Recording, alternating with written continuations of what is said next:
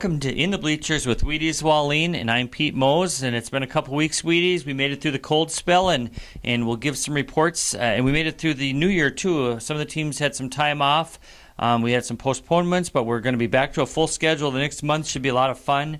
Let's recap kind of a mid-season report card, Wheaties, and let's start with boys basketball. The Pequot Lakes Patriots, they are now 5-5 overall, and they got a tough part of their schedule coming up, don't they? Yeah, they got some real tough ones coming. Okay, they had a tough one with Staples Motley out of their mid-state conference. Staples, is that one of the teams to beat in the mid-state, or is there even better teams? Oh, yeah, I think Crosby's probably better. Every year they are. Yeah. Okay. That should be a real battle there. The mid-state's of course, that one got postponed. The mid-state's a good conference, and that helps you out at postseason time when you've been playing tough competition in your conference. Pine River-Backus is having a tough time for boys basketball. They're 0-5 in their conference, and they're also 0-8 overall, so hopefully the second half will be much better for the Tigers up in Pine River-Backus. In girls basketball, the Patriots are off to a 6-4 start. They have a tough schedule. All 4 losses were against ranked teams.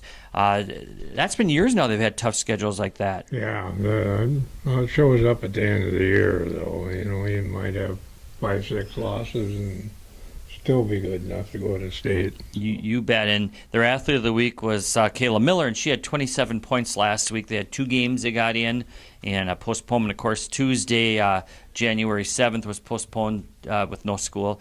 But Kayla Miller and now Katie White and Vanessa Lane and Kayla have all been athletes of the week off that girls basketball team. So it's a very talented team, and we'll keep an eye on them in the second half. The Pine River-Backus girls now have had probably 10 days off. They've had a while, so they'll be getting going real quick with their schedule, too. A very talented Pine River-Backus team. And they play each other every year, so that game should be coming up, you would think, Pine River-Backus and Pequot Lakes and girls. Yeah, it's way down into February. It is into February. Okay, we'll cross that bridge later then.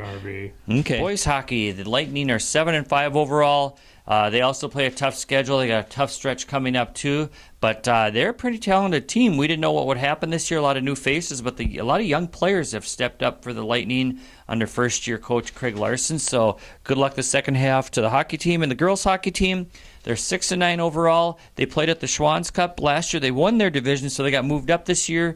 They were in a tough division, and they did end up finishing 7th. They won the 7th place game after 2 6-1 losses. So congratulations at the tournament for the girls.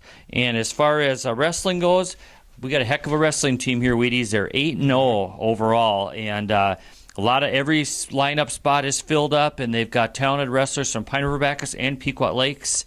And it's going to be a fun spring to see what happens with those wrestlers individually and as a team. So best of luck to the road crew. And then also, speaking of the road crew, Jared Atkins from Pine River-Backus, a senior, he's our athlete of the week for Pine River-Backus. And Revolution Dance, they were 3rd at Alexandria recently at a meet. So good luck to the Revolution. And the Pine River Dance line, too. They haven't had dance team, I'm sorry. They haven't had very many meets this year, but I think that Pequot Lakes and Pine River-Backus are going to be together coming up real soon here in a meet. I think it might even be this Saturday. And then my column this week was on Emily Erickson. I'm trying to feature a lot of former Pequot Lakes and Pine River-Backus athletes. She is actually playing Division I hockey out in New York for Union College. She left here after her freshman year. She played for the Lightning a couple of years, and then she played for an academy team at a junior level for 3 years. And her sister's also playing hockey, a senior at down in the cities at an academy team, and could be joining her next year on this Division I team out in New York. So that's fun to follow the kids.